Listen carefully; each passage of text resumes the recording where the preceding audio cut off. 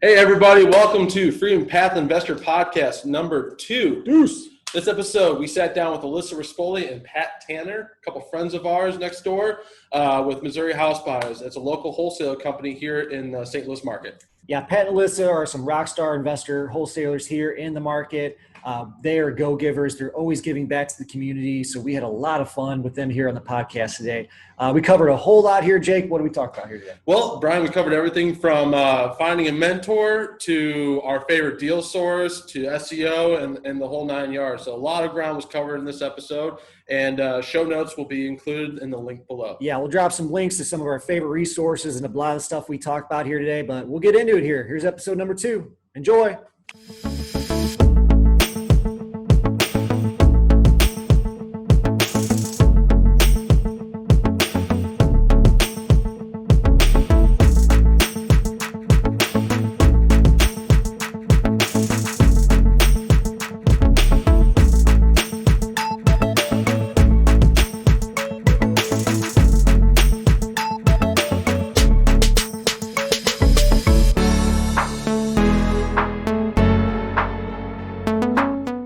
Pat and Alyssa, thanks for doing this, guys. Yeah, thanks for having us. We're super excited. Super pumped to have you here.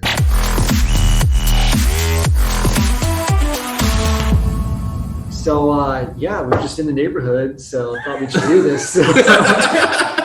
So we share an office with these guys, our next door adjacent, and this is where you guys actually started at, right? Mm-hmm. We were here for quite a while, and you're in the big one next door now, and we're just hanging out, so we get to chat it up a lot and run into each other. It's a lot of fun over here. Collaborations do happen here. Ping pong tournaments, yes. A lot of mischief. So, you guys want to talk a little bit about how you teamed up together and started working together, and really how you guys both got into real estate to begin with, really? Yeah, I mean, we both have, a completely different, aspect of how we got started. I got started straight out of college. That's when I met my mentor and now one of my really good friends, Jason Pellitzer, and he taught me everything I know. And that's kind of how I got started. I met him and, I was like, what does this guy do? And he's like, I do real estate. And I was like, okay, I have to learn how to do this. And, that's kind of how I began. And Pat has a different story about, how he got started. But we actually met through Jason's blueprint, pretty much. And we became friends. It was fate. Yeah, it was fate. And, then we started closing deals together and, teamed up and now we are on the big side of the office. So a lot of good things have happened in this side though. And this is where we kind of started and we've been fortunate enough to be around the right people and, the guys over at Faster House and just everything. It's been a really fun journey. So. And now you actually help coach with Jason, right? And so, Pat, you became a student for the blueprint, and that's how you guys first met? Right. So to piggyback off what Alyssa was saying, surrounding yourself with the right people. Yep. I knew from day one, I tried to make real estate work on my own. I paid for other training, gurus and all this stuff, and that's where I met Jason in my city. And once he got off stage, you meet the right people. I said, I'm going to go talk to that guy who was around the right people. And immediately, and long story short, you just put yourself in those situations. And now, I met Alyssa, I met, other people on the team. We've expanded like we're joking about, but in all seriousness, it all started in this office right here. And it's just nobody's two paths are going to be the same. So, but a lot of times they can come together. Oh yeah. Just like you guys, we know your story. We heard it. And it's a beautiful combination of opportunity and business, So. Yeah. So you talked about like you had other coaching and stuff like that. Then you moved over to Jason. Was there like a mindset thing that was different, or what was about the other experiences that you had, and then going over to Jason? Like, what was the difference between that? Good question. Honestly, it was the day-to-day help being in your market. Okay. I promote that big time. I'm like, you can if you're going to really take the dive. Like I still work in a W-2. We all know those stories. And I was working in a place where I didn't have a cell phone service. So I was like, I would leave lunch to go make cold calls where there's like cell phone blockers because I had a security clearance and all this crazy stuff. And so, I would get 3 or 4 calls on a half an hour lunch and then eat, so I was like, I have to get out of this environment. And so it's just being local and being with people that were in my city that were doing deals. I was like, you know what? I'm going to make more money. I'm going to be more successful going and partnering up, get out of the scarcity mentality of I'm gonna do this on my own and close half as many deals and make more money and be less happy.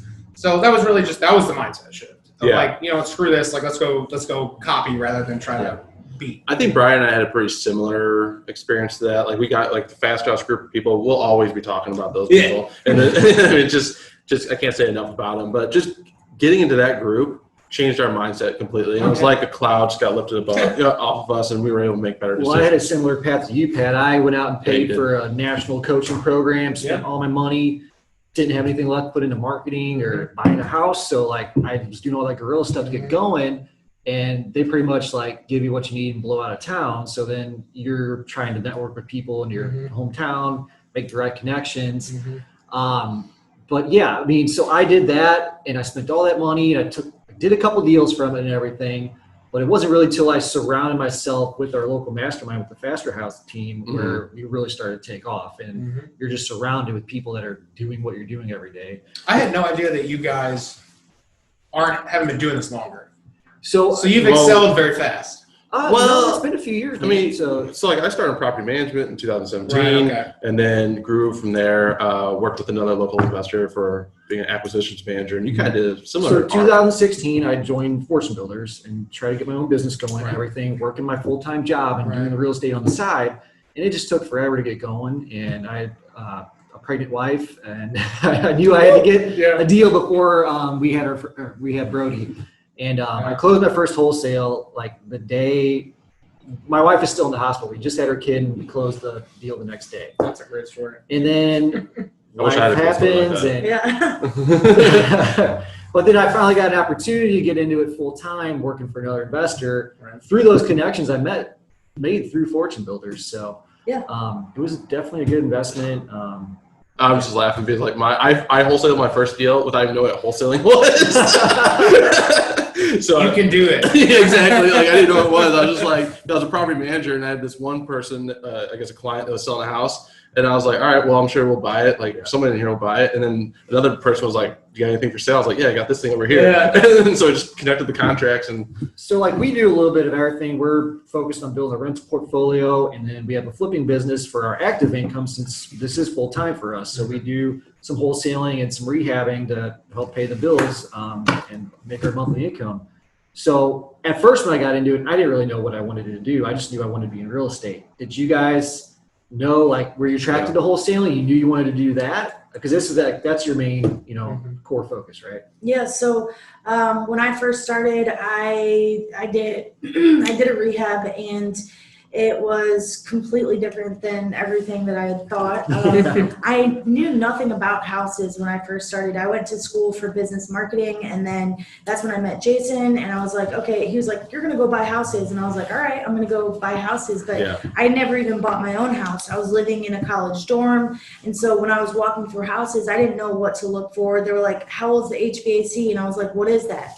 Like literally, I knew nothing. And Jason, having someone like that to like mentor me and guide me definitely helped me a ton, because I had no idea what I was doing.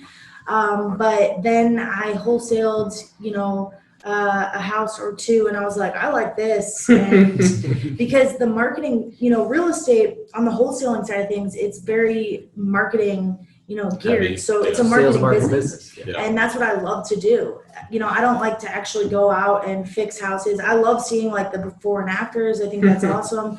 But like going out and swinging a hammer, or going out and looking, at houses and anything that can go wrong if you don't have the right contractors, if you don't have the right crews. Some people do amazing at it, but they have the right team in place, to do those things. I personally am like, I'd rather focus on the marketing and focus on, the front end lead generation. And that's what we got really, really good at. And so we've kind of just stayed in our lane and focused in on those things. I mean, there's times where we'll make a $10,000 wholesale fee, and our buyers who buy it from us will flip it and make 120, and we're like, dang, we could have done that. But we're always really happy for them, and I think that's why we've become such well-known wholesalers, is because we make sure that our buyers are we're leaving a ton of meat on the bones, and we want all of our buyers to make a ton of money, and so they keep coming back to us. So every once in a while I'm like, dang, we could have done that and made 120, but we took the quick 10. But we're on 3 deals deep after 10 deals deep before that rehab's ever done. Right? Well, I think you hit the nail on the head. You're a sales and marketing company, right? Basically, and that's totally like, you getting that business and marketing degree and then just so happy to get into it, like you didn't mean to get into wholesaling, you just happened to get into wholesaling. Yeah. Way to like leveraging that degree and that knowledge that you actually gained from college, like that was awesome. Yeah, you're one of the few people I know actually utilizing your degree. Like I'm a psychology major. Most people are trying to escape their day job. So you were still in college when you first got started? Well, I just graduated. Okay. So I just graduated college and I had job offers and I was like, well, I don't really want to go work a 9 to 5. I was kind of You trying had good job offers. Alyssa's really smart, guys. I think she's super smart. Yeah, I was trying to figure out like what exactly do I want to do? And so I met Jason actually at a restaurant through a friend. And, you know, I saw his lifestyle. I saw what he was doing. I saw he was actually doing things. And I was like, I need to learn from this guy, you know? So that's kind of how it all began for me. And I'm very blessed that it happened that quickly, because I know a lot of people search and try to do things for a long time until they get something going. But I kind of met the right person at the exact perfect time. And here I am today, you know, I wouldn't change any of it. You call that luck, or you call that opportunity, or like you create the opportunity, or like what do you label that as? I mean, me personally, I think I'm just very blessed, but also, you know, when there's opportunity in front of you, because there's opportunity every single day for people, you have to have the guts to go talk to that person, you know? So having the guts to go talk to Jason Palliser at the time, I was like, you know, who am I compared to him, right? Yeah. But just having the guts, I guess, to go out and say, listen, I want to sit down and talk to you, and risk him being like, no, I don't have time or whatever. I mean, I think there's opportunity in front of all of us every single day. You just have to jump on it, you know? Don't be afraid to go talk to that person, or don't be afraid to put yourself out there, because what's the worst that could happen? They say no. They say no. I think A lot of people, the the fear of rejection is huge for a lot of people. And I think it's just a matter of law of attraction, putting yourself out in the universe, deciding, hey, I'm going to go out and get into real estate, quit my day job. And if you focus on that every day, you're going to make that happen, you know? I realized that, kind of piggyback on that, I realized, and go back to the mindset thing too, when I stopped, like I was $20-something thousand in the hole for, you know, these mastermind things that go around the country and suck you dry, right? So in my mind, I started this journey, like I got to get that money back, right? And so like, it wasn't about the expansion. It wasn't about the mindset. It was literally about refunding something that I was like, maybe I made the wrong decision, right? So that was the first year or two of my journey in this industry, right? And I'm sure a lot of people can relate to that. So, but when the mindset shifted and you meet people like Alyssa or Jason or you guys, and it's like, okay, well, now it's about how many people can I talk to? How many homeowners can I talk to? How many offers can I make? How many doors can I knock on? And then you just reverse engineer the whole business. We talk about that all the time, and it becomes fun and predictable. Yeah. And you know, Pat, he's very humble, but he's amazing at acquisitions and negotiating with sellers and talking to sellers. I mean, like we just got off the phone with a seller today that was like, they actually thought he was a preacher. It was funny. Just because he was so nice, and they really related with him. And, you know, it's complimenting me left and right when we met him. Yeah. And, well, you're a nice guy, Pat. Just hearing those things about him and the way he works with sellers is amazing. Like, he's really good at it. Right. We're going to get an offer accepted $14,000 less than another guy. Just because they like Pat. So that's the power of rapport. Oh, yeah. That's huge. Yeah, that's trust-based influence and everything. That's incredible. You guys have high demand skills where wholesaling, you're supplying a service to the marketplace. The rehabbers, most flippers, they don't know where to start talking to homeowners and, you know, talk about negotiation and everything. And I wanted to touch on that too, because you're bringing, as wholesalers, we're a lot of times we get dogged on for just kind of flipping paper and not really doing anything of value. But really, when you think about it, we provide tremendous value. Tell me if you agree with this, but on the seller side, we're helping them get out of a situation that's probably bad for them, you know, and predictably and quickly with cash. Certainly. And on the back side, I mean, we're funding people's retirements. We're giving people opportunities, and you know, they're trying to fulfill their dreams and everything like that, getting into real estate. And so we're kind of playing both sides. We're providing a lot of value, I feel like, to the market. Do you guys agree with that? Or Yeah, I agree, absolutely. And if you look at everything in life, is wholesaled, honestly. I mean, Walmart is the biggest wholesaler, right? This was probably wholesaled 2 times before we So got like it. literally every product we have, this drink right here was wholesaled. The gas station was the wholesaler. I'm not going to go negotiate with this company and say, hey, how many cans of these can I get at this price and stock the shelves and, you know, this and that. I mean, literally every product that we have, our clothes, it's all wholesaled. So it's just, I mean, are people going to get mad at Walmart for making a rip, you know? They tried. They tried. Yeah, they tried. But I mean, really though, Yeah, you know, we get it. it's Yeah. like, even the stuff at grocery stores, I mean, everything is wholesaled. So we put a lot of time and energy into our marketing Yeah. that we're doing. And, yeah, we have a great time doing it. I think to be a good wholesaler, you need to make sure that you know your numbers correctly. So Yep. don't say, hey, it's worth 300 when really it's only worth 200. Yeah. That makes you look bad, I think. And also, I don't think you're a good wholesaler if you do that. So we're always very conservative on our numbers, and not just for our sake, but also for our buyers. And it's always funny because everyone says I'm like very In 2 years of working with her, I've had one buyer, and this was the other day, and he actually ended up correcting himself. I've had one buyer be higher by $5,000 on an ARV than she's ever ran numbers. And then he actually called back and said, you know what, actually I'm higher than that. So like Nobody's ever gonna tell you that. We're always conservative. Yeah. yeah, like people, I'll say it's worth 140 and our buyers are like, no, this is 180. And I'm like, I'm just, Okay. you know, I'd rather you guys purchase this Right. thinking it's a 140 ARV because at the end of the day, we really build relationships with our buyers. We're kind of on our buyers' team. So if I can say, hey, no, I think you need to be safe and run this as a 140, at the end of the day, they'll make more money and it's an investment. I mean, you know, if you're rehabbing houses, buying rentals, whatever, it's an investment property, and we've done flips and Airbnbs and these things, so we understand. Right. And that's why I want to make sure that our buyers are, you know, getting good deals, and that takes a lot. You know, we're getting told no on a regular basis, so All the time. Or sometimes we get low offers accepted, you know? Do you guys think, like, all the students you talk to and everything, is that one of the biggest hurdles when you're first getting started, understanding values and repair costs and everything? I mean, I had the opportunity at my old job when I first got into it and did this full time. I've analyzed thousands of deals, and like every week, hundreds of properties, walking through multiple deals every day. I learned really quick on the job. So like I see a lot of newbies or new people just getting into it where they just have this analysis paralysis mode, and it's hard to ever get over that. So So I made this mistake, and I think everybody does it. I still do it. We don't look at any pictures unless we're running as is comps. We don't look at any pictures. So like if you've never done a deal, you're telling yourself these numbers have to justify these numbers. And like when people do their presentations of like a deal case study or whatever, you look at that and you're like, man, that looks like a deal. The only reason it looks like a deal is because it was a deal for them. So like I had that when people do case studies at seminars. No, seriously, it was like this whole mindset of like, okay, well, no, it's a deal whenever like that house we looked at the other day, we just talked to the guy. He's like, I know that's a deal.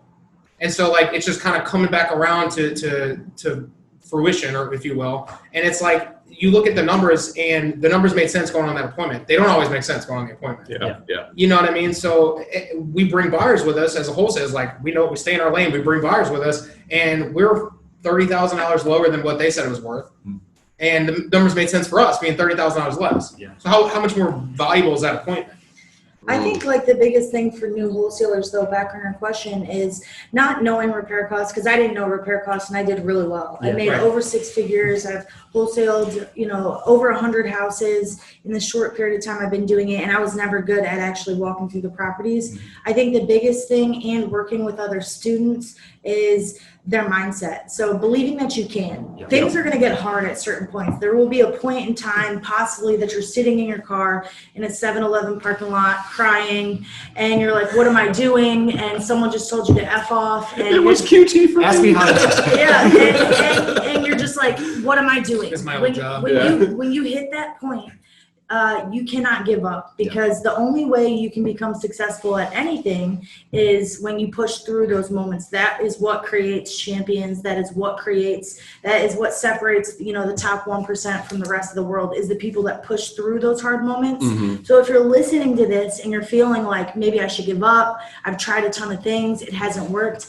If you push through that, that is what creates champions. And most people quit at that point. You know, there was a point, and you guys may have had points where you were like, like, you know what, maybe this isn't for me. I want to quit. This sucks, or I'm doing something wrong. Most people quit at that point. Yeah. But if you push through, Yeah. you know, that's when you're like, thank God I didn't. Yeah, it's a good piece of advice. I just want to kind of couple something with that. I think it's when you get to that point, you have to also keep going, like you said, keep taking action. But then other people will notice you doing that. They'll notice you on the brink of failure, but you still keep pushing forward. And that's where you start finding mentors and people that can really start guiding you and help you along the way. You might have to pay for it or whatever, but I think personally that's how you found Jason Pallister. You kept going, and then you took more action. Things weren't working for you, and then here we are now. Well, a lot of people might have certain individuals in their life that don't want to see them succeed, and they're going to tell them that this is all a scam, and you can't do this. Yeah. You need to get rid of those people. My family has literally turned full circle. My mom went from being, I'm a mama's boy. Anybody can relate to that. But like, we got really close. Mom. Yeah, right. We got really close. My parents divorced, right? And we got really close, but it's like, she was like, you need to stay. I worked at a really good job. You know, I had a security clearance, was building airplanes, military aircraft, really great, stable union job. And I didn't even tell her I was quitting. So it's like, that was a huge hurdle for me to get over. And I was like, I have been committed to this. I hadn't even made $1 in real estate, and I quit that job. Wow. Yeah. So that's a leap. Now he's gonna buy his mom a house. That's a leap. Yeah. Love you, Mom. Right. I had about 3 months of reserves, and I was like, I'm out. See you guys. That's awesome. Yeah. Hey, before we get too far, we always like to celebrate a win. So we're going to toast our cheers, our energy drinks. Oh, man. Yeah. We have appointments to run today, so no bourbon or beers today. No. Any wins this week, guys? Yes, ma'am. Yeah. So this past month we've had tons of wins, not just this week, but Yeah, they never stop winning. yeah, we did over $100,000 in wholesale fees for the month, and we're getting ready to go into October now, and Stacktober. there's always wins for us, or for me anyways. Some of my biggest wins are when we can help people that are trying to get into this business. So we do a lot of stuff on the coaching side with Jason, and it's incredible. We got a text this morning from someone that just closed a $30,000 wholesale deal from one of the strategies that we teach, which is the Facebook groups. And like, that is a win to me. That's a huge win. To see other people that are like implementing it, doing it. And then I love getting those texts. Like when I wake up to that, I'm like, this is a really big win for me, because I love helping other people and seeing them change their lives. Just taking action. And two, I mean, you take that and it's testimony to what you guys are teaching. And so you say, hey guys, look, this works. You got to take action with what we're teaching you, and you can produce results. And 30K, I mean, that's, what is it, like 40, 50K a year is like the average salary or something like that? Like, that's a good, almost 50% above. Life-changing money for people, man. More than that. Yeah, it's huge. No, I love that though, because like this business, it is a community. Wherever you're at, your local community of real estate investors, you have to get plugged in, and you have to have that abundance mindset and know there's deals for everybody to go around. You can't have the one-track mind thinking like, oh, there's no deals out there and this doesn't work, So I love hearing stories like that. Yeah, it's awesome. Good job, guys. Yeah, and it works in any market too, So we're here, all of us are here in St. Louis, and we're doing deals here. And we do quite a few deals here in our own backyard, but we're also doing deals in other markets too, in virtual markets that people say it's too hot. So like Houston, for example, we're working things there, and some people say Houston is too hot, it's too competitive, but that's not true. There's deals everywhere. Every single day, the deal of the century is always another one tomorrow. So, as long as people need houses and a place to live with a roof, we're going to continue to have opportunities, regardless of what happens to the market.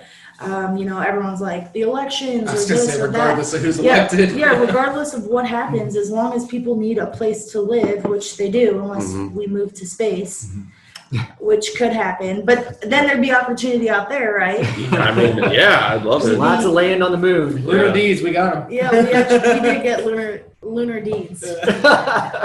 So that's pretty cool. So that's another thing about these two guys, that they're always up to something funny. I think one time I came into the office and you were coming up with like a scented or flavored masks for when the COVID is coming out. So are they on the market yet? They're always like on their hands in something fun, and it's always we don't have a bathroom here in this office. We have to go to their office, and there's always this like new thing that they got going on. It's pretty fun.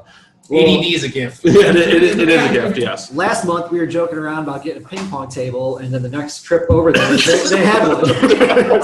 Then we had a tournament. Yeah, and then we had a tournament. Yeah, so we're big on taking action. You know, Yep. ideas are amazing. Yes. But one thing that has always separated us from most people is when we say, hey, we should get a ping pong table. We'll literally go get that done. Like tomorrow is never a promise. So everything that you've been saying, well, eventually I'll do this, or eventually I'll, go out and put out bandit signs, or eventually I'll go out and do my first direct mail campaign, or eventually, we'll get a ping pong table. If you don't do it today, it's not going to happen. Yeah. And that's kind of how I literally wake up. I mean, if we're waking up today, then let's make it happen. So I just want to piggyback off that. So when we first got started, we needed cash. Okay.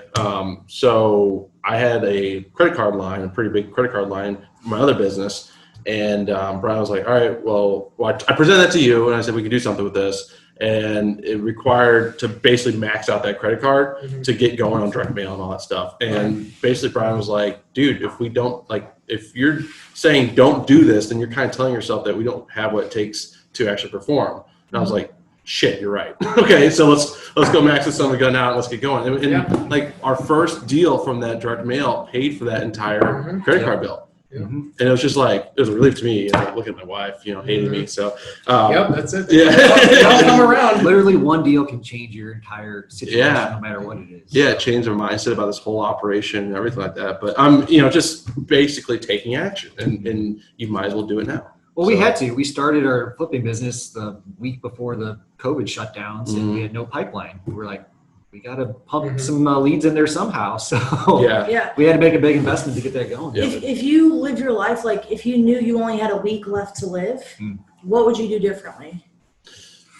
You know what I mean? That's a good question. as far as action goes, you know what I mean? Yeah. If you knew you only had a week left, what would you do? Maybe you'd call up the person that you have had a grudge, with, or the business partner that fell out. For example, you would call them and say, hey, listen, I forgive you. Let's put all beef aside. Best of luck, Tie up all the loose ends. Yeah, you tie up loose ends. You'd start treating Opportunity comes from those things. You treat people differently, So we try to do that, not only in, business, but everything. We don't, if you go into life like that, and I think we had a conversation about that the other day, everyone's either inherently good or bad, but we really think people are good, and we try to live that every single day in our lives. Love it. Yeah, you guys are go-givers, that's for sure. Trying to be more. Well, when we first decided to take the plunge and get into business for ourselves, we sat down with a few people. Alyssa, you were one of them, and you were very encouraging. We met at a coffee shop, and you just were like, hey, I got you. Whatever you need, we'll make sure that you guys are up and running. I think you guys are going to do awesome. You just gave us all this encouragement, and we really have you and other people like you to thank for that, by the way. Yeah, well, I love it. And then seeing you guys a week or two ago, on stage. Terrified. Absolutely terrified. Crushing it on stage. It was amazing, standing ovation, and it was incredible. So just to see how much you guys have done in a short period of time it's really cool to watch. Oh, awesome. Thanks so much.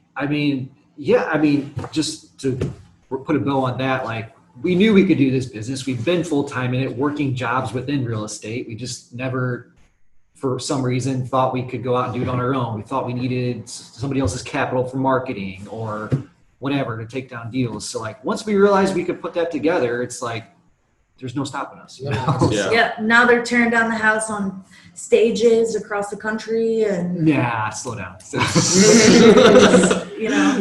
No, I don't know about that. We're not that. You guys are very humble, and we like to be loud and energetic and go, and we always promote other people. I feel like we promote you guys more than y'all promote yourselves. So let's go. We're trying to be better about that. Just starting this thing, just putting it out there. You know, try new things. It's we try to be authentic and be ourselves, and hopefully people realize that. And for sure. I think it's important too when you're in front of a homeowner selling. You've got to be yourself. They've got to be able to trust you.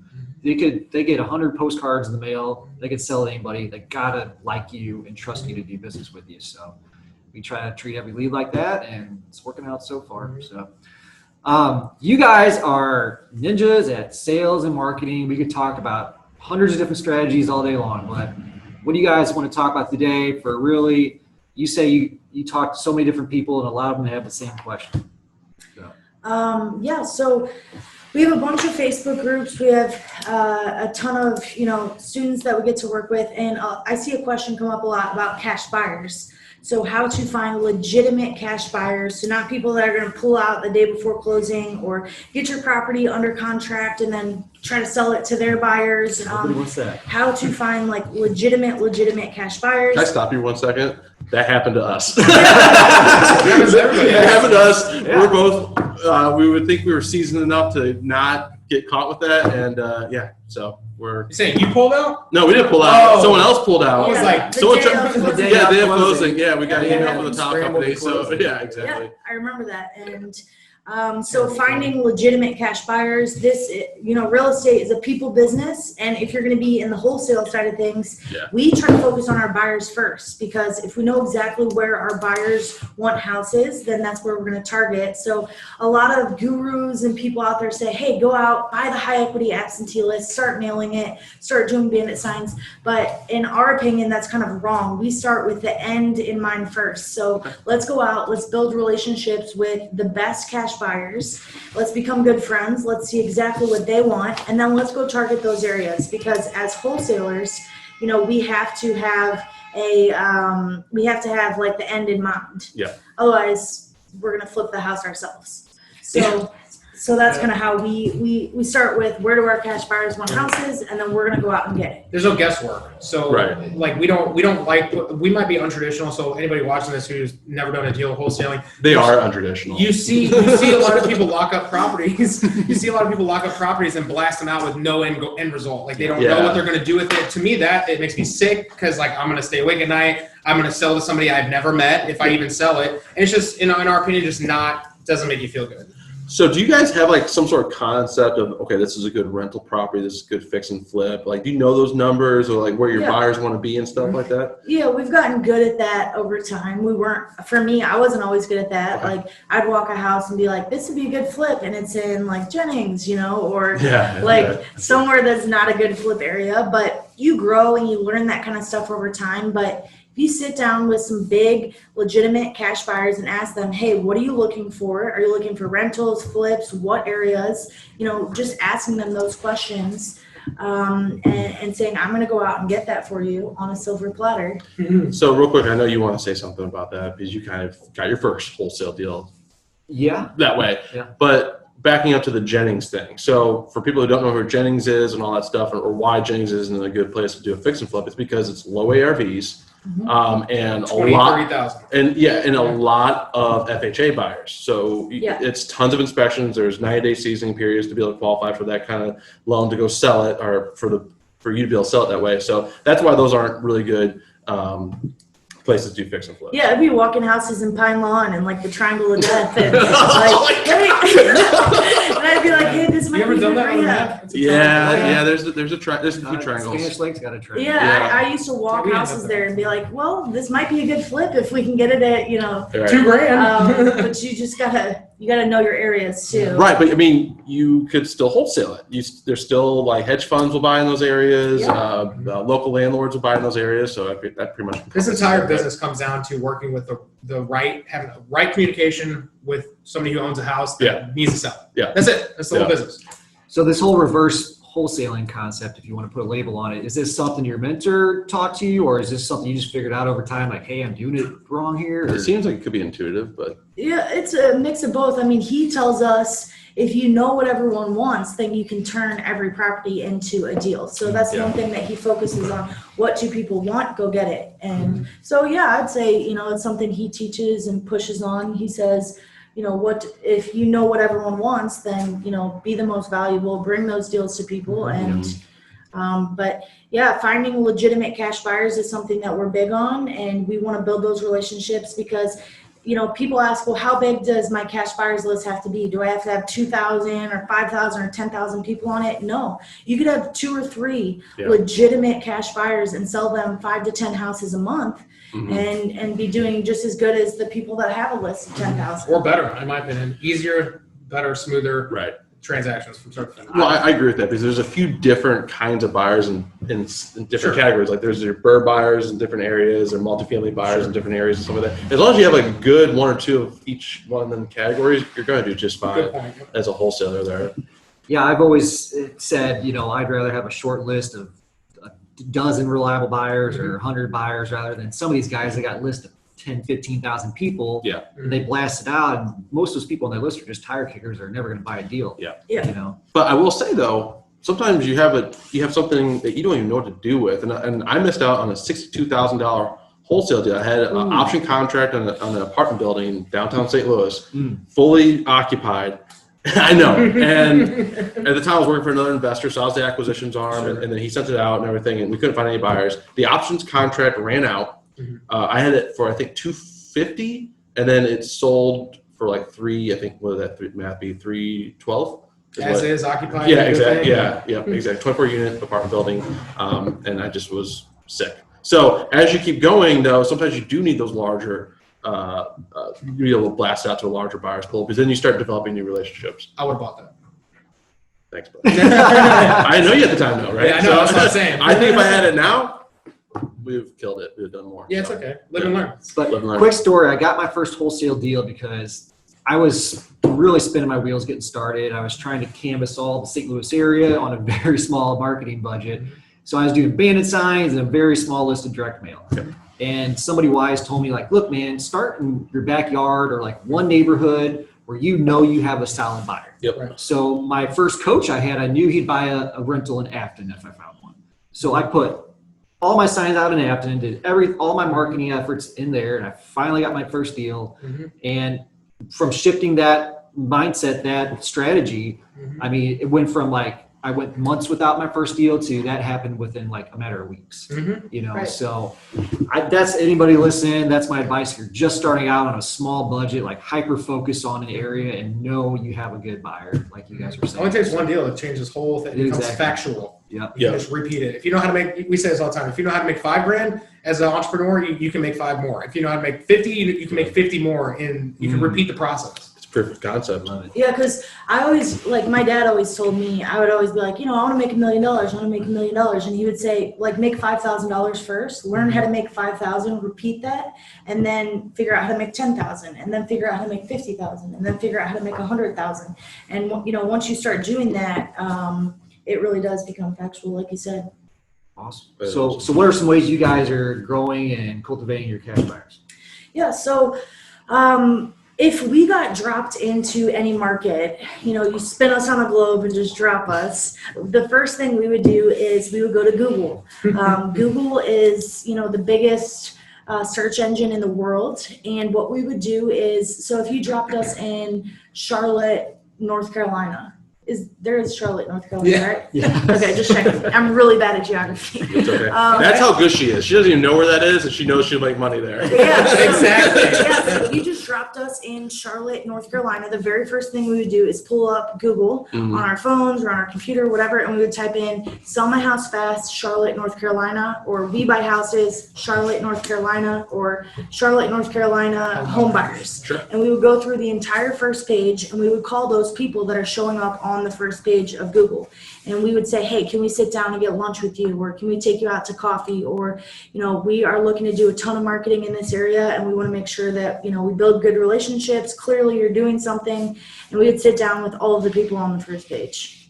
So what are you offering to them though to get that FaceTime, to get to be able to sit down with them? Because a lot of times I think people Yeah, if you're on the want to do first page that. of Google in most markets, you're probably pretty busy. You're pretty- business yeah. person, I mean, you so. could say, hey, who's your acquisitions manager? Where do you guys have an office? Can I come and meet you Yeah. guys? Corona rules depending, whatever. Sure. So the world has changed a little bit for sure. But generally, you shouldn't have a problem if they're open, if they're good people to work with. They're not going to shut you down. Yeah. We've had some hedge funds. We've had some people tell us, we're not okay with working with wholesalers who are making big spreads. We want everything under contract, yada, yada, yada. I'm sure people can relate to that. So we just don't work with them. That's fine. Yeah. Yeah, if there's 10 on the first page and 3 tell you no, I'm way too busy, but you get an appointment with 2, go sit down with those 2. Right. The way I kind of would position it, if I had never done any deals, I would say, hey, I am ramping up a ton of marketing in this area, and I want to make sure that I'm bringing you deals first. I want to know exactly what you're looking for, and someone would hear that and say, okay, yeah, let me sit down with them, Mm-hmm. and we have people that call us and do that, and we'll go sit down with them. We'll talk to them. I remember when I first started, I did that, and I called David Dodge, and I begged him to, meet me at a Breadco out by his office, and he did. Yeah. And he's a big guy here, and it was just funny because, like, looking back, I mean, now I've done tons of deals with him, but I remember our first. He might not remember it, but I remember it. I was nervous. Sure, yeah. Shout out David Dodge. What's up, man? Yeah, what's up, David Dodge? But yeah, I remember sitting down with him and being nervous and being like, "Hey, what are you looking for?" And Sure. Right. So I think, I don't know how, I don't have as much people coming to me as maybe they come to you guys, but you notice there's a lot of people that come to you and not a lot of them will take action. That kind of brings it full circle there. And if you're going to be coming to somebody, you gotta be willing to follow up. So it's not just getting FaceTime, it's also delivering on your promises. So if you're gonna solicit somebody, like, all right, go hard, go at it. It's like Produce. you said, though, you have to take action. If you're going to demand somebody's time like that, don't waste it. Like, And don't waste your own either. Yeah. Go show them you're going to take action on the advice they're giving you. And, yeah, I feel like a lot of the people that just call and say, hey, it's usually a virtual assistant or something. Hi, this is Sunrise Home Buyers. We're calling, and you can hear the accent. I'm like, okay, yes, you saw us on the first page of Google. This is what we're looking for. Bye. That's kind of how I approach those. But when I have an individual reach out and they say, hey, I'd love to take you to coffee, or I'd love to grab you lunch. I can even bring lunch to your office. Those people that take that type of action usually end up taking action on deals too, So you're like a couple steps further. Yeah, then then not just like, hey, I'm doing, deal. I have been at signs in your area. I'm doing deals. If you say, hey, I'd love to bring you lunch. What's your favorite, lunch or coffee place? I'm going to drop it off at your office, and I just want to talk to you for 5 minutes. Right. They'll say yes. So, like, we've been putting ourselves out there a little bit more, letting people know, like, where we're trying to buy our rentals, our buy box and everything. And a lot of times I'll make a connection with somebody online or whatever, like, oh, I'll put you on my buyer's list. Like, and then that's it. You're never going to hear from them again. It's like, well, yeah, why don't you take the extra step and let's go meet up and get to know each other. Anything, yeah. It's all about relationships, man. Yeah. If you had someone reach out to you guys that said, hey, what's your favorite place to eat? You guys said Pickleman's, for example, and they said, hey, I'm going to bring you Pickleman's or whatever your favorite place is, and I'm going to bring it by your office sometime, whenever you guys are free. I just want to sit down with you for 5 minutes. Would you guys say yes? Oh, yeah. Hell yeah. And you're going to remember that person over anybody else. Right, and then We went out to lunch with a guy at Mission Taco after one of the Buyers Club meetings, and he chatted us up and everything like that. It was a good experience. So I would say the big shift, and like I was saying, quitting that job, like, not to turn it back into my story, but like the mindset of I'm going to do whatever it takes to get this done and figure this out and make a business for myself and build myself and do this. And if you've never done a deal, it's literally just a shift of I'm going to do whatever I have to do. And it sounds so simple and trivial and just, but it's a lot. Make that commitment. You got to kind of have that all in mentality. Go for it. Just dabble and put one foot in. Yeah, go for it. You have to. So I went from working a W-2 job, just quitting it because someone was like, "Oh, you should be a property manager," and I just got my license, and I was like, "Okay, this is just gonna work." Sure. Like, why isn't it? Like, I didn't even think it would. Well, I shouldn't say that. I did realize if it didn't work, it would kind of screw me. But I was like, "Well, what's really in my way? Nothing really. It's just myself." So I just did it, and it worked. Everything just kind of happened. And I'm not saying everybody has that same kind of luck, but I mean, we're all people who took action and took steps, and everything kind of did work out that way. Yeah, usually you are your biggest obstacle. Like, I love the picture or analogy of the elephant that is chained to the chair whenever it's a little baby elephant, and then it grows big and it doesn't move because it thinks that the chair is holding it down, but the elephant is so much bigger than that little chair, it could easily walk away. It's literally like some of us in our own worlds, like we think we can't do it, or we think even you guys taking the leap and going out on your own, you think that maybe, well, we can't do it if we don't have the capital backing us or this or that. It's your own self stopping you from becoming everything you're supposed to be. Right. Exactly. Love it. Kind of went on a tangent there, but back to the whole cash buyer conversation. So Google, starting there. What else? What are kind of tips for growing Yeah. cash buyers? So start on Google, start going to your RIA events. We have a lot of great RIA events here in St. Louis, and I know all the other markets around the country do have great RIA events. Network with people there. We love to build like face-to-face relationships with our buyers so that we can text them and we can say, hey, we've got this deal for you. Now we've become really good friends with them and look at all the things that have come from that. I mean, the building we're in is one of our cash buyers, which is incredible, but it's all about building those relationships. So go to your RIA events, go to meetup.com and, you know, join all those RIA events. Sometimes like with things going on now, they're virtual, but still you can, you know, network with people virtually, hop on Zoom calls with people. Also Craigslist, you can search for cash buyers on Craigslist. I mean, there's a million different ways to find cash buyers, but my favorite is, you know, meeting them face to face in person. And then also the first page of Google. Yeah, that's kind of a great hack. Or the second page, call them all. You guys know We don't respect the second page. True. We would never call the second page of Google. Speaking of, we got some work to do to get up there, but you guys you know a lot about Google and what they like. You want to talk about some other side projects you got going on at all? Yeah, so Pat and I have been, whenever the Corona thing happened, we were locked down in our bedrooms for a couple weeks and we self-quarantined. Well, I did, very like seriously. A little panicky. Because I was like, oh my gosh, the world's ending. Like, get down, like lock the doors, we're not leaving. And lived on, you know, soup for a couple weeks. And it was a dark place for me. I would call people when I'm like going to leave my house. I'm like, hey, I haven't left my house in 4 days. Like my door's hard to open. Like I'm going to leave now. I'm just letting you know. Some people have been like that the whole time. Yeah, so I know. Still now. Yeah, I mean that's fine if you want to do that. I did that for the first couple weeks, and then eventually was like, I can't.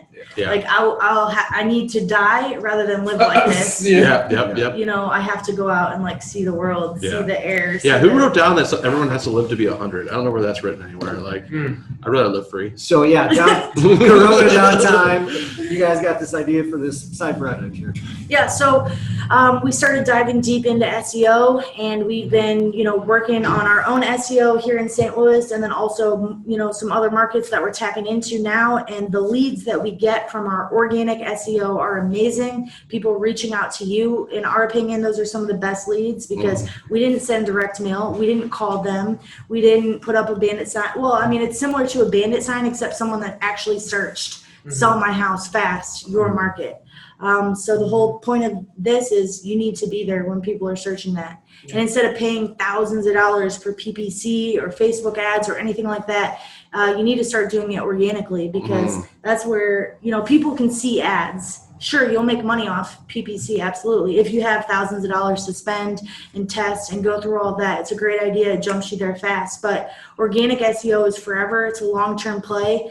And a lot of times people scroll past the ads. I do. Yeah. I do. I mean, think about the things that you search. If you're searching for a microphone like this, you know, best podcast microphone, usually you're going to scroll past the ads and start looking at the ones that are showing up. I mean, You've been spying on my Google search? I have. Yeah, so, you know, we have a program we put together called House Flipping SEO. Awesome. And you guys can check it out at houseflippingseo.com, and we, you know, show you how to organically rank on the first page of Google. Love it. So just for the 8 people that are listening to this, what does SEO stand for? Yeah, SEO stands for search engine optimization. So pretty much when someone types something in, and Google is the #1 platform, you know, that most people use to search, it's you showing up for that search term. So if you're looking for the best pizza place in Chicago, a pizza place needs to rank for that search term organically. Yeah. If they can rank for, you know, the best pizza place in Chicago, they're going to get a lot more business than, you know, someone that isn't showing up, because a lot of people Google things first. There are I just read this article. There are 63 to 80,000 Google searches every second, and on the average person, and you know, varies with age. Obviously, there's a lot of differences with age. How many times a day do you Google something? The average is 3 to 4, and I was actually thinking that was low. I was thinking that was pretty low too. Yeah, right. So I think that's lowered by the older generation. I feel Exactly. Like Yeah, and as we move on, you know, and baby boomers start to inherit properties or leave properties or whatever, more and more Google, you know, the internet is just going to get bigger and bigger. It's not going away. It's not bad. It's better to start working on it now. Yeah. because it is not going away by any means. It's only going to get bigger, and then eventually when all of our grandparents and their grandparents are, no longer, I mean, think about the kids today that all have iPads. They're going to Google everything when they're 40 or whatever it is at that time. It might not be Google.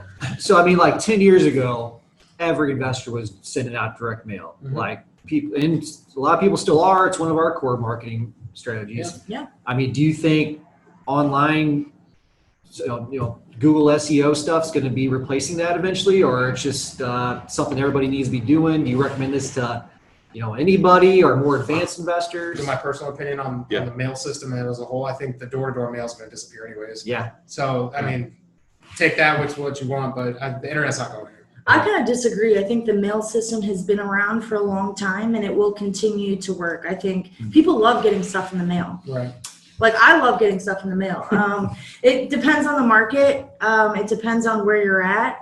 It does cost money. So that's the thing. Organic SEO is free. Yeah. When you're showing up for that search term, you're not paying for it. So that's what we like about it, because we don't have to pay for it. And we've made hundreds of thousands of dollars and never spent a dime on a stamp. You know what I mean? Just a lot of late nights. Yeah. So I've heard of a lot of people, they pay some virtual assistant or some online guru that's saying they can, they can put you on Google #1, and you pay them all their money to, hey, you go do it for me, and then they never get any results. So are you guys doing a more hands-on approach with your program here, or explain that a little bit?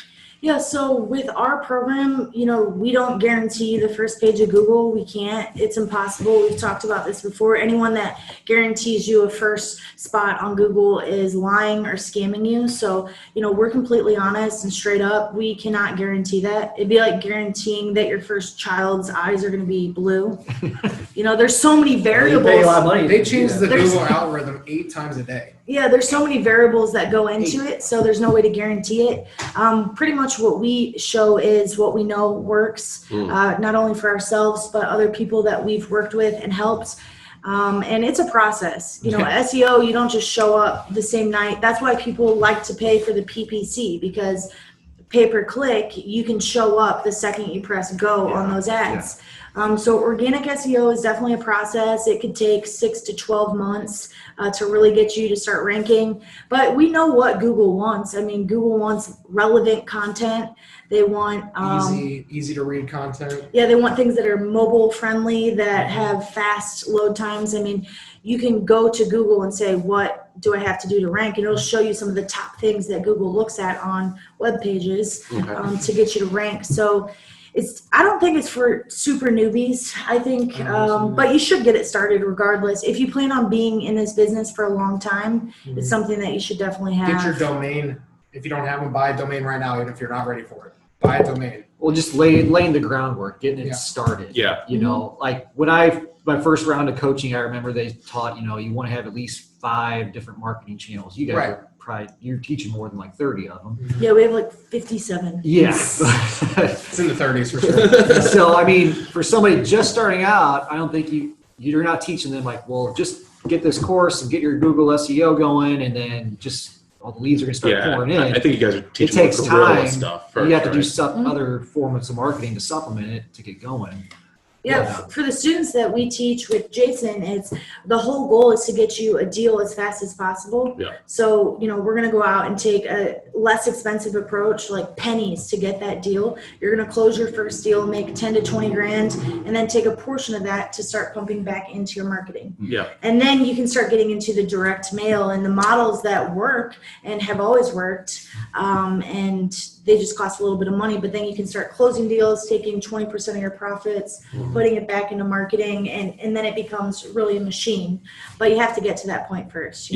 We do a third, and then the business gets a third. Is how we split our profits, and it's working right now. Yeah, that's a great strategy, because then you can keep building it and growing it. Yeah. And I just want to say we are going to be signing up with these guys for the SEO thing. So I'm like planning out having you guys back and we can talk about how that's going. Yeah, 6 months from now, mark it on the calendar. We'll have a deal from your SEO. Yeah, we can talk about stuff like that. So we have a case study for you all. Yeah, we know who the rankers in St. Louis are, so we're coming for you. If you're watching this, you should be scared, because we're about to destroy. We have deep dived everybody's website. Yeah, we know everything about you, and we're coming for you. Yeah. Let's just say that. You guys crack me up. Try to have fun. Oh, I wish I was getting them. we have dove deep. Really though, I'm a savage. Yeah, but if we have a problem. if you're just getting started and you're trying to get your first deal going, first things first, build those relationships, get some legitimate cash buyers, ask them what area they would love houses in, and then go out and start driving for dollars, start door knocking, start, putting yourself out there, taking the guerrilla approach. We still do that stuff. And then from there, close your first deal as fast as possible. Take a portion of that and then start thinking about SEO or PPC or direct mail. Then you can start spending money on those things and breathing easily. Well, you start buying back your time, Yeah. right? So you don't have to do as much time It's a up there mastermind up front, knowledge. and then now you start to sit back and let the phone start ringing. So Yep, Right. exactly. Yeah. Which everyone wants to get to that point. But if you're just getting started and you're not a trust fund baby, go out and start driving for dollars. thanks, Mom. Yeah. So during the shutdown, when we couldn't go anywhere, we had no pipeline of leads. We'd go out and drive each of us over an hour a day, Yep. and we built up our pipeline and deal machine of over a few thousand prospects really fast. Yeah. And now they're all starting to hit. Yep. Yeah. We're starting to close some deals from that now, Yeah. finally. So at first, it was taking a while to get some leads out of it. I'm like, does this really work driving for dollars? But now it's really starting to pay Anything off. you change in real estate, anything you do in business, I mean, we're in real estate, but give it 90 days minimum, no matter what. If you're split testing advertisements, if you're driving for dollars and haven't closed a deal, give it 90 days. No matter what you do, Never slow down. consistency is the key. Yeah. Whether it's if you're mailing, you can't send out one round and give up. Or But we've closed deals 2 weeks after finding a house on the street that was vacant. And So it happens. Anthony just drove the other day and was driving and saw the person It outside. got out of his car. Yeah. Got out of his car, talked to him. The guy was like, "Yeah, I'll take $50,000 or something like that," and it's in Richmond Heights. that's so Yeah. awesome. Yeah, $200,000 house. Incredible. Right. Right. He just got out of his car and said, "Hey, what's up, man?" So I mean, it could take 90 days. It could take 1 day. You don't know, but with real estate, there is a gestation period. Yeah. So you got to Good start work. putting in the work. What you do today starts to pay off in around 90 days. Sometimes you get lucky and it's just perfect timing. Yeah, It's a going to lot be a of lay down deal, but most of our deals come from months of follow-up. Yeah. Yeah. Follow up is so important. It might take 7 to 12 touches for them just to respond to us. And then exactly. another dozen calls just following up, getting into the house and Yeah, tons. closing. I've been following up with one on the hill for like 2 years now. Mhm. And I'm starting to get really mad Yeah. because it's 2 years. This is like the max I've ever, because usually I'll follow up for 9 months or something like Got you on that. the hook for a long time. But this one's 2 years. Like I sent him Christmas cards. Personalized I'm Christmas like, cards. Yeah. okay, we need to like get something. I kind of want. Okay, so what is the most ninja? We've been thing? dating a while. Let's Yeah. make this. Yeah, like I'm your grandchild now. Right. What's the most ninja thing you've done to get a deal? Ooh, that's a good question. PG. The most ninja thing. Yeah. Oh my god. We've done so many. We've gotten so many deals that we have paid $0 for. So like, I keep going back to Ninja being free. So like, I mean, what do Well, I think bingo night you? Right. is a really cool one. So bingo night, you can get the daubers made that say "We buy houses." Really? You can get custom daubers made. Go to bingo night. That's pretty ninja. Wow. Take them, Yeah. give them out, and you've got Put flyers at nursing you've got homes. 200 people that are in this nursing home that also own properties. Senior living. Senior living. So extended senior Yeah. living. See, you guys are Independent. just like serial entrepreneurs. This is stuff that 99% of people would never think of. Like, it just I'm blows my included mind. in that. Yeah. 90%. So getting the bingo daubers, for example, that's kind of ninja. Bingo.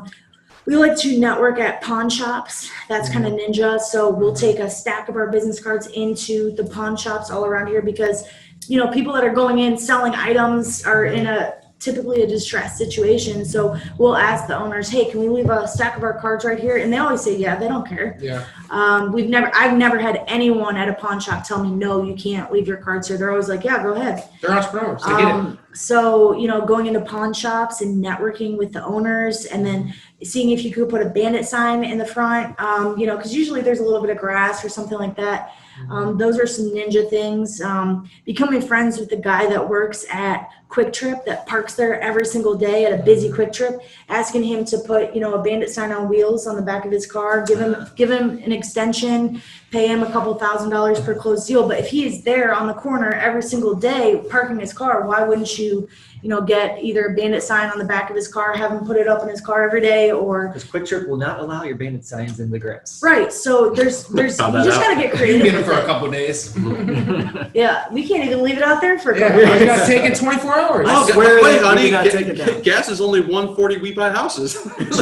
Yeah. I leave every time I get gas. I awkwardly, this is the hustle. This is the ninja. I awkwardly will go put every single pump credit card swiper. I go put a business card in it, and if somebody's there pumping gas, I say, hey, if you already paid, and I stick it in, and I say, hey, you don't have a house. You know anybody that's selling a house? Like that's what you have to do. Yeah. So That's a we network $20,000 everywhere. conversation. Yeah, it's true. Also, it's crazy, the ninja-ness. So that thing right there actually came from the whole concept. So we're always coming up with new ideas. Yeah. And Pat saw that and was like, hey, why don't we have that thing hold a bandit sign? And we put it out on the front out here, Then it broke. because And then we inherited it. And so Yeah. that's- We totally lowered the value of that caveman. no, I think you increased it. You think so? Yeah. It's missing an eye, but I just That's think your it's, mullet. I just think it's Willie. winking at me, honestly. yeah, that is so. my mullet that's on there. But Yeah. I've Well, got guys, mullet. we'll start wrapping it up, but I got a few lightning round questions we'll hit you with. So, Oh gosh. worst lightning house round. you ever bought? I know exactly this one, and I believe it was Jenny's. Yeah. Yeah, and it is not PG, so I'll just barely scrape. It was filled with a lot of feces. Okay. I know this story. Like cat feces or No. human feces? Human. Okay. So yeah, that was the craziest. You had to burn the house down bad, or I mean, it was pretty bad. The buyer is one of my really good friends, and I did not tell him that it was human feces until Yeah. after he closed. Okay. But I got it from him for 10 grand. okay. I got it from her for 4. Okay.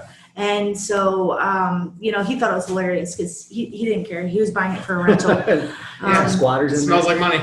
But that was definitely the worst one, for sure. I would say the worst one for me, and you were obviously a part of this too, is when this has happened more than once. Just one of them we ended up buying, and when somebody lives in a house with no water, no running water, and they don't eat any food, they order everything out, they don't throw anything away, they're hoarders. This house should have been condemned 10 years ago. Were you at one of the homes we just? It sounds like what we're buying. No, it just got sold, and it's just one of those deals. It's a teardown, and she's pirating electricity, or she was out of her own. It's a fire hazard. It's just no air conditioning in the middle of summer, fleas and animals. It's sad, and but we ended up making money on the house. We got fleas recently too. That one was pretty bad. Really bad. We walked out with fleas all Oh over my us. god!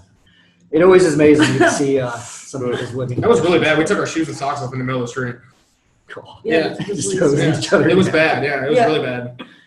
All right, a little bit deeper one. Biggest lesson learned in this business so far. Take a minute. Let it sink. Yeah, that's a big one. in. My gut goes to biggest lesson.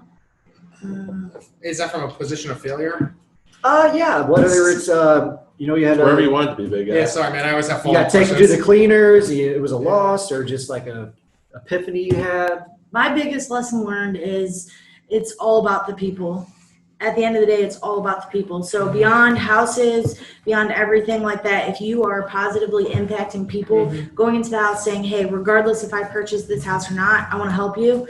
When you shift and not only that with, sellers, but also buyers too, and competitors and everything like that. If you start realizing that this is a people business, you're going to do a lot better. That's probably my biggest. I agree with that. Yeah. I mean, some of my favorite deals were not the most profitable. It was just I Right. knew I helped somebody. 100%. Yeah, Yeah. exactly. We detach ourselves from the outcome, which kind of leads me into what I was thinking initially, but it just didn't really fit. But I'll say it anyways. Fall in love with the process and fall in love with just everything you do and talking to people and making offers. And we get excited when we bang out an appointment, an offer, we get the no, and then it's just textbook. It all makes sense. There's no confusion. That's exciting because the result's there and it's in the fall. It's just part of your machine, and it's just the process. So you're saying they say no and they keep following up and then they eventually will sign the contract? Even if they don't, it's Yeah, it doesn't exciting. matter. It doesn't matter. And that's the one point. thing that Jason, drilled us on and taught us. He said, master the process. Don't focus on the outcome. So we literally don't. We don't make emotional offers. When we make offers and someone says no, we celebrate just like if they would have said yes. It feels good. I'm We, like, we okay, don't care it's off about my the plate. outcome at all. We just mailed out 9 offers, or we're about to mail out 9 offers today. kind of in that vein. This is something we've been wanting to do. There's a whole whiteboard over there of new kind of marketing tricks and so forth that we were. I like that. Yeah. I mean, we teach them. Yeah. Yeah. That's a good idea. So that's what we're doing, and hopefully we'll get something from it. But it's exciting. Like I agree, it's exciting to do that. We added to our scorecard how many offers we made, and it was awesome. It doesn't matter. Some will, some won't. Who cares? Yeah, anyways, it might bring life back into the lead. Mm-hmm. Yeah. So, softball question. No, you're good. Favorite lead source and why? Total softball I think question. we already just talked about it. Totally biased. Did we? What is the? I mean, we like SEO leads, but I made the most money from driving for dollars. yeah, I like driving for dollar leads the best, and networking leads are great. When Yeah. someone is like, "Hey, my friend Alyssa," those are really good ones. I will say, I mean, like when we get a lead, a lot of times there's multiple investors on it. Mhm. It's very rarely you guys. You guys are doing so many guerrilla ninja tactics where you are probably pretty much your only competition. Yeah. I will say that, dude. So, I mean, and that's why I like driving for dollars too. A lot of times that you're in front of the house, you might be seeing something that it's not going to show up on a data list that somebody's going to pull. Yeah. So, And a lot of times if we walk a house that's a driving for dollars house, on the tax records, it does not say it's absentee. It does not say it's vacant. Because a lot of times people that are in a situation that's like off the chain and it's crazy and it's a motivated seller for us, they're not going to be like, hey, wait a second, honey, we have to call the post office real quick and get them to change our address. It's like the bottom. It's the bottom. they don't even know how to do it. They're like, no, grab your stuff, go. Yeah, let's get out of Dodge. Yeah. I just ran a lead earlier this week. The house has been vacant for 20 years and she's still getting her mail there. Yeah. Like, Exactly. We just It's walked gonna one show that's been up on vacant for 30 years. It still says it's the mailing address. I just Yeah. made an offer on it this morning. Like, maybe it's the same one.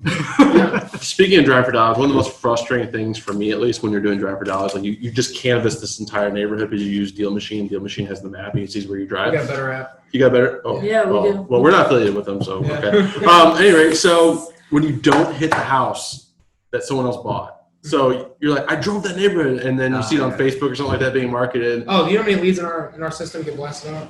Yeah. It's like, man. Yeah, it does. You're like, dang, I Stings a should have little got that one, but But what I wanted to really say is like sometimes you're doing drive for dollars and the front yard looks okay, but if you have an opportunity to look in the back yard, you might see that the grass is a little taller, or there's a jungle back there, or something like a deck's Code falling violation off. doesn't hit that. we love driving around on trash day, so Yeah. we can see all the trash cans that are pulled out. So Yeah. it kind of just automatically eliminates the ones that people are living in or at. Because when we drive for dollars, we like to find the ones that are vacant, abandoned. Like he was just talking about his notes on driving for dollars because We he's like, put some funny notes. it'll be like golden, golden. I don't know the notes. Crusty crust. Like,